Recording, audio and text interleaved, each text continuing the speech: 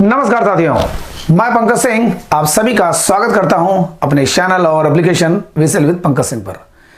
साथियों, आप लोगों की काफ़ी दिन से क्वेरी रही है ये कि सर आप पढ़ा तो रहे हैं यूपीएलटी ग्रेड का। काफ़ी दिन से मैं वेट नहीं कर रहा था आपके पेपर का, आपके नोटिफिकेशन का, बिल्कुल कुछ नहीं, क्योंकि उसके बाद हमको समय कहाँ मिलता है। तो पढ़ा तो रहे हैं सर आप, लेकिन सिलेबस हमको नहीं मालूम है। जबकि मुझे पता है, सबको ये एहसास होगा कि 30 नंबर का जीके जीएस है और 120 नंबर का आपका मेन सब्जेक्ट है। जी हाँ, as far as physical education is concern, जहां तक शारीरिक शिक्षा का सवाल है वहां भी वही रूल अप्लाई होता है। माने 120 क्वेश्चन आपके फिजिकल एजुकेशन से और 30 क्वेश्चन जीके से। अब जीके में कहेंगे सर आप क्या क्या पढ़ाएंगे, क्या क्या सिलेबस है, तो ज़्यादातर लोगों ने 2018 वाला दिया होगा, जो ये नया पैटर्न के हिसाब से चालू हुआ है। और जो फर्स्ट टाइम अटेम्प्ट करने जा रहे हैं उनको भी मालूम होगा, वो लोग भी सर्च कर लिए होंगे हजारों बार कि क्या कैसे आ रहा है। तो 30 नंबर के जीके में आपको पता है कि जीके का कोई और छोर नहीं होता है, कोई भी और छोर नहीं होता। एक अगर सिंपल पेपर भी लेना है तो उसमें इतिहास, भूगोल, राजनीति, अर्थशास्त्र, विज्ञान सब कुछ रहता है। इसमें थोड़ा सा ऐड किया है गणित, है ना। गणित बहुत हल्के लेवल का 3-4 क्वेश्चन रहेगा।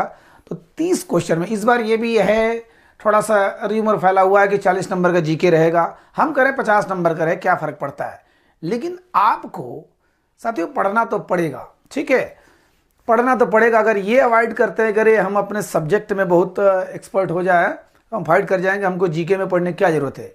एक ढंग से लॉजिकल हो सकता है जब आप 120 में 110 तक पहुंचे, कम से कम इतना बढ़िया तैयारी आपकी हो, नो डाउट।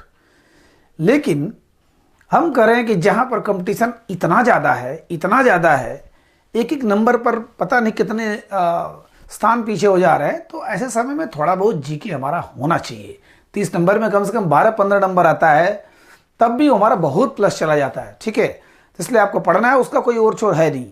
हाँ, सिलेबस में जो आपके 2018 के हिसाब से अभी तो नया वाला क्या चेंज करेगा वही रहेगा, कहीं कुछ नहीं होगा। झूठ मूठ का भौकाल बनाने के लिए भले आप हजारों लोगों को देखिए, ये नहीं वो नहीं, लेकिन चीज़ें वही रहेंगी, ठीक है।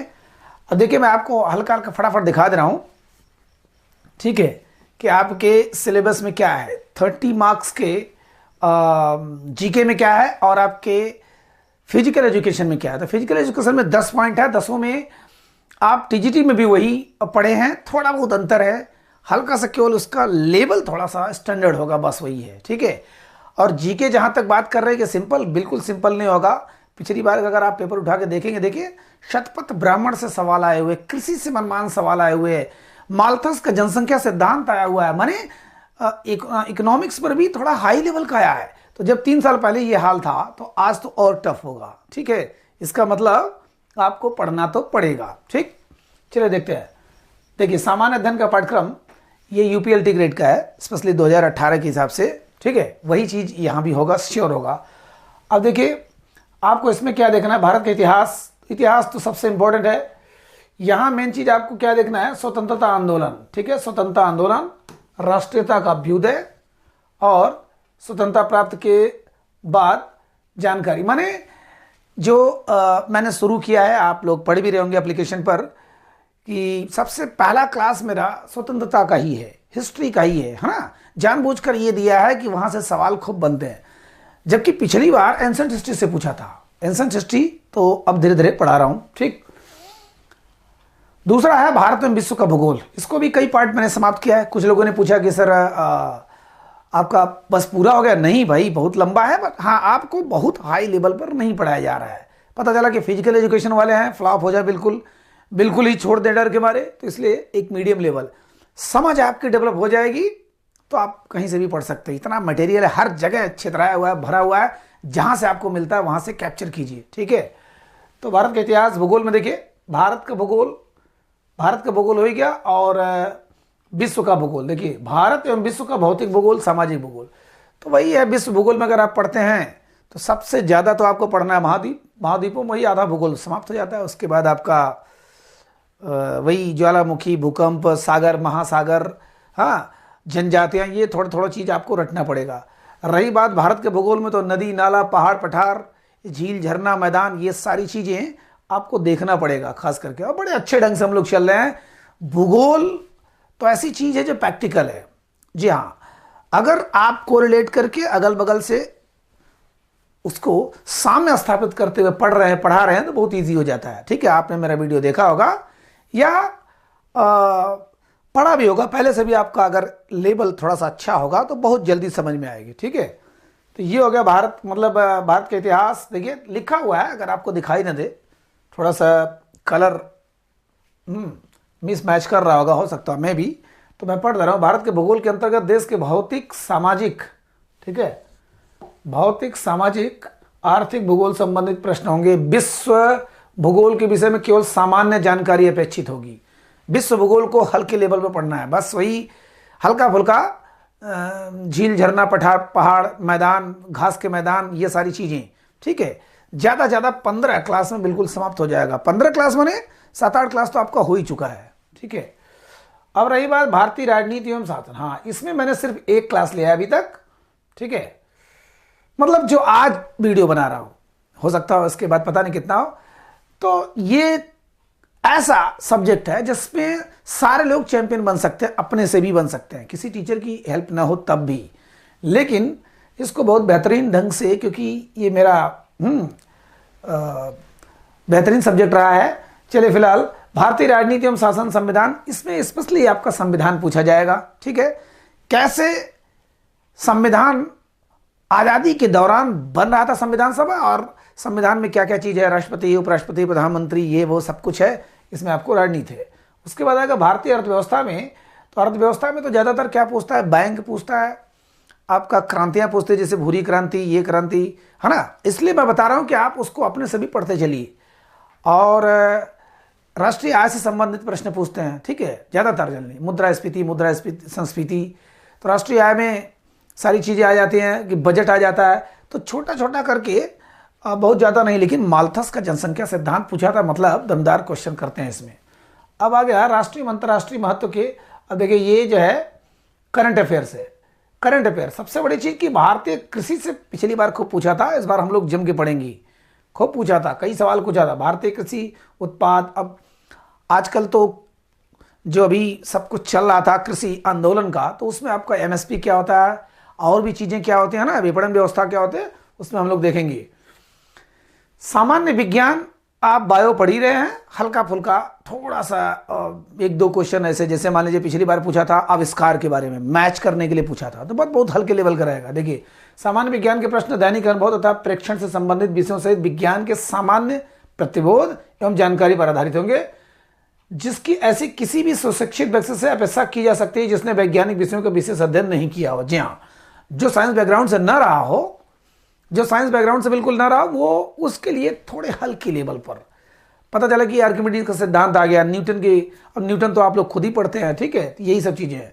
अब प्रारंभिक गणित, इसके लिए मैं साथियों बार बार कहना चाहूँगा कि गणित जिनका बैकग्राउंड अच्छा रहा वही इस पर ध्यान दे, नहीं तो 2-3 नंबर के लिए आपको पूरा सिलेबस पढ़ना पड़ेगा, वो बिल्कुल कहीं से अपेक्षित नहीं है। मैं आपको राय दूंगा कि इस पोर्शन को बिल्कुल छोड़ दीजिए। हाँ, अगर आपका बेस बढ़िया है, बैकग्राउंड बढ़िया है, तो थोड़ा सा दोहरा लीजिए, मस्त 3-4 नंबर आपका हो जाएगा ये, क्योंकि माइनस मार्किंग है, आप रिस्क नहीं ले पाएंगे इसमें वाले में अगर आधा अधूरा ज्ञान है तो, इसलिए इसको छोड़िए, बहुत टाइम आपका खा जाएगा।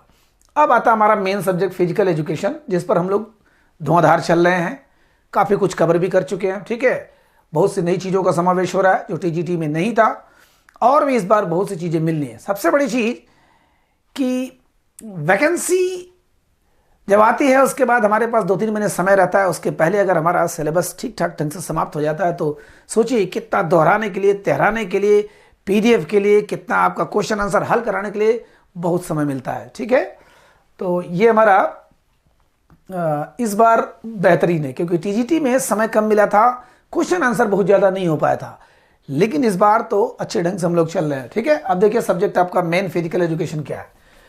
Principles and history of physical education सबसे पहला ही चैप्टर होता है ना। हिस्ट्री जो मैंने बताया था टीजीटी वाले क्लास में, इसमें भी आपको पढ़ना ही है। अमेरिका जर्मनी के इतिहास, स्वीडन के इतिहास, एथेंस के इतिहास, है ना, ये सारा चीज़ क्या इतिहास रहा है। और प्रिंसिपल प्रिंसिपल ये चीज़ देखना है, ठीक है। थ्योरी क्या है, प्रिंसिपल सिद्धांत क्या है, फिजिकल एजुकेशन का इतिहास क्या है, तो ये सारी चीज़ें इसमें आ जा रही है। देखिए मीनिंग एंड डेफिनेशन, चलिए ये तो हो जाएगा। ऑब्जेक्टिव क्या है, नीड इंपॉर्टेंस, ये आप लोगों का गलत कभी नहीं होता है। Biological basis of physical education, history ये मेन है, ठीक है। हिस्ट्री ये आपका मेन है, क्योंकि यही आप पढ़ेंगे, यहीं से सवाल खूब बनाता है, ठीक है। In India and the world, Olympic game इसमें आ गया, एशियन गेम आ गया, कॉमनवेल्थ गेम आ गया, अफ्रोसियन गेम आ गया, इंपॉर्टेंट, ये हम लोग कर भी चुके हैं, ठीक है। और इसका तरीका एक ही है। जैसे मान लीजिए कॉमनवेल्थ गेम, आप कहते हैं कि सर आपका क्लास थोड़ा हाई लेवल का है, कॉमनवेल्थ में उसमें फंसते बहुत कम है, तो साथियों अगर आपके पास टाइम है और आप उस हाई लेवल को 2 से 3 से 4 बार क्लास देखते हैं तो क्या प्रॉब्लम है, आपका कॉन्फिडेंस लेवल इतना बूस्टअप हो जाएगा, इतना बूस्ट हो जाएगा कि मजा आ जाएगा, कहीं से आया जिसे डर नहीं लगेगा। जैसे वर्ल्ड कप फुटबॉल पे मैंने पढ़ाया तो पूरा एकदम सिस्टम से एक तरफ से पढ़ा दिया, 1930 से लेकर पूरी कहानी किस्सा के साथ, पहले की कहानी के साथ। तो आप कहेंगे सर सवाल, अरे भाई सवाल वो तब नहीं पढ़ना चाहिए जब आपके पास समय नहीं हो, लेकिन अगर समय होता है, बहुत से लोग मेरी LT ग्रेड में बहुत स्टार्टिंग से जुड़े हुए हैं, अब उनका लेवल क्या होगा और जो लास्ट में जुड़ते हैं लेवल क्या होगा, तो आपके पास टाइम नहीं है, बात दूसरी है। लेकिन अगर समय मिलता है तो जमकर पढ़िए हर चीज में।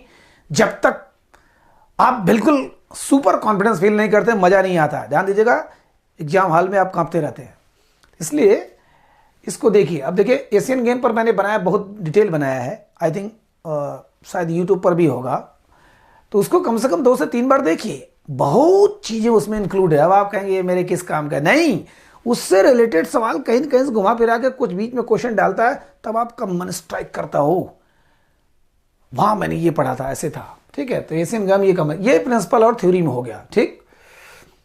फिजियोलॉजी इन फिजिकल फिजियोलॉजी, अब देखिए फिजियोलॉजी हम लोग स्टार्ट कर चुके हैं, मैंने अभी क्लास लिया था ना, टाइडल वॉल्यूम क्या होता है, वाइटल कैपेसिटी क्या होता है, फिलहाल एनाटॉमी एंड फिजियोलॉजी, ठीक है। अब यहाँ पर अच्छा, इसमें तो psychology in physical education, sorry मैं गलत पढ़ा, साइकोलॉजी, ठीक है। साइकोलॉजी माने खेल मनोविज्ञान, तो खेल मनोविज्ञान में वही आपका 4-5 चैप्टर मेन है, आपको पता है, बुद्धि है और व्यक्तित्व है, ठीक है, और आपका नेतृत्व है, लीडरशिप है, ठीक है, और ये लर्निंग है, जो सीखना है, लर्निंग कर, ये सब सारी चीज़ें, और वही बच्चे की अवस्था है, मतलब व्यक्तित्व की अवस्था, जो व्यक्ति की अवस्था है बचपन से लेकर शैशवावस्था या बाल्यावस्था, ये 4-5 चैप्टर मेन है, उससे बाहर नहीं आता है जनरली। इसमें भी देख लेते हैं, definition importance of psychology, physical education, laws of learning हो गया, प्रिंसिपल ऑफ लर्निंग हो गया, लर्निंग का डेवलपमेंट, हाँ, और डेवलपमेंट वही विकास की अवस्थाएं होगी, बुद्धि इंटेलिजेंट, ठीक है, इंटेलिजेंट जो है ये बुद्धि वेरी वेरी इंपॉर्टेंट, ठीक है, और इंटेलिजेंस कोशेंट जो IQ होता है, बुद्धि लब्धि, पर्सनालिटी व्यक्तित्व जो हो गया, टाइप्स ऑफ पर्सनालिटी, इसमें केवल और मोटिवेशन, हाँ जी हाँ, प्रेरणा, नेतृत्व, ये 4-5 चैप्टर होता है मेन, नेतृत्व है, मोटिवेशन प्रेरणा है, व्यक्तित्व है, बुद्धि है, लर्निंग है और विकास की अवस्था है, 5-6 चैप्टर है, इससे ज़्यादा नहीं आता है, ठीक है। अब रही बात ऑर्गेनाइजेशन एंड सुपरविजन में फिजिकल एजुकेशन, ऑर्गेनाइजेशन, संगठन, ये थोड़ा मजेदार चीज़ है, यहाँ से सवाल खूब बनाता है LT ग्रेड में, ठीक है। Meaning and importance of organization and supervision माने निरीक्षण, बजट वेरी वेरी इंपॉर्टेंट, ये जो बजट है ध्यान दीजिएगा, बजट को TGT वगैरह में कभी कभार पूछता है, लेकिन UP LT ग्रेड में खूब पूछता है बजट, कि कैसे रिकॉर्ड्स रखते हैं बजट, कैसे जो फिजिकल एजुकेशन होता है, budget, principle and management, leadership, ध्यान दीजिएगा, नेतृत्व आ गया एंड इट्स टाइप कंपटीशन, मान लीजिए ये स्पोर्ट्स साइकोलॉजी के चैप्टर से यहाँ पर है, leadership and it's type competition. चलिए कंपटीशन आ गया, नॉकआउट, ये हम लोग लगभग जो टूर्नामेंट है लगभग कंप्लीट कर लिए, थोड़ा बहुत बाकी है, लीग, कॉम्बिनेशन, चैलेंज, टूर्नामेंट जो होता है, देखिए intramural, extramural, intramural competition, recreation मनोरंजन, ठीक है, मनोरंजन, तो मनोरंजन का इसमें थोड़ा सा अच्छे लेवल पे सवाल बनाता है, ठीक है। AIIMS and objective of recreation, मनोरंजन के लक्ष्य और उद्देश्य, मीनिंग ऑफ कैंप, शिविर, मनोरंजन और शिविर मेन है इसमें, और टूर्नामेंट, 3 चीज ध्यान दीजिएगा, मनोरंजन, शिविर और टूर्नामेंट। मैंने टीजीटी में सिर्फ चूंकि इतना कम समय मिला था फिर भी एक क्लास में काफ़ी को इंक्लूड कर दिया था, बट इस बार ऐसा नहीं होगा। इस बार सब कम से कम 4 से 5 क्लास एक में, जैसे स्पोर्ट ये आई थिंक ट्रेनिंग में, स्पोर्ट ट्रेनिंग में सिर्फ एक क्लास में मैंने लगभग सब समेट दिया, तो ऐसा पॉसिबल नहीं है केवल उस समय की व्यस्तता की वजह से। बट इस बार सारी चीज़ें रहेंगी स्लो मोशन में, माने बिल्कुल डिटेल में। जैसे आप डोपिंग पढ़ रहे हैं तो एक ही क्लास में मैंने डोपिंग सब लिखा दिया था, लेकिन मैं इस बार ऐसे बनाऊंगा कि स्टिमुलेट्स क्या होते हैं, उत्तेजक क्या होते हैं। तो उत्तेजक में जैसे 4 चीज़ें हैं, एम्फिटामाइन है, ठीक है, एम्फिड्राइन है, कोकीन है, कैफीन है। 4 जो दवाइयां हैं या 4 जो ग्रुप है दवाओं का, वो केवल अलग से मैंने पढ़ा दिया कि स्टिमुलेट्स तो आपको कभी जिंदगी में नहीं बोलेगा। वो चीज़ें जो नर्वस सिस्टम को बड़े डिस्टर्ब करते हैं वो कौन सी चीज़ें, फिर बीटा ब्लॉकर्स अलग पढ़ेंगे, नार्कोटिक्स अलग पढ़ेंगे, तब एकदम स्थायित्व रहेगा। बिल्कुल अब समझ में आ जाएगा, ठीक है। लोगों को थोड़ा सा स्पोर्ट्स ट्रेनिंग में बड़ी प्रॉब्लम होती है, तो पता चला कि हमने स्पीड एक ही में पढ़ लिया, हमने फ्लेक्सिबिलिटी एक ही में पढ़ लिया, हमने सब कुछ है ना कोऑर्डिनेशन एक ही पढ़ लिया, तो गड़बड़ा जाता है। इसलिए अलग अलग उसको देखेंगे बड़ी इजी लैंग्वेज में। सेम वही प्लेन एंड एक्सेस में भी है, ठीक है। तो ये हो गया हमारा। अब एनाटॉमी फिजियोलॉजी में कुछ बताना नहीं है, इसमें तो सब कुछ आपका बॉडी पार्ट्स जितने हैं, जितने तंत्र हैं, सिस्टम है, सब स्वतंत्र तंत्र है ना, उत्सर्जन तंत्र, ये पाचन तंत्र, सब कुछ पढ़ना है, डाइजेस्टिव सिस्टम, ये वो। किंसियोलॉजी सबसे टफ चैप्टर माना जाता है, सबसे टफ पार्ट, लेकिन आपको इतना मजेदार इस बार चलेगा क्योंकि इस बार खूब समय मिला है, बढ़िया से समय मिला है, ठीक है। आप शायद हो सकता है नए हो, न पता चल रहा हो साथियों, तो मैं बता दूं हमारा ऑनलाइन क्लास चलता है एप्लीकेशन पर, ठीक है, वीएसएल विद पंकज सिंह पर। यूपीएलटी ग्रेड का मात्र 1051 रुपये पूरी फीस है, ठीक है। हो सकता हो मात्र आप लोगों के लिए बहुत ज़्यादा हो, लेकिन अगर औरों से कंपैरिजन करते हैं तो काफ़ी ठीक है, सुटेबल है।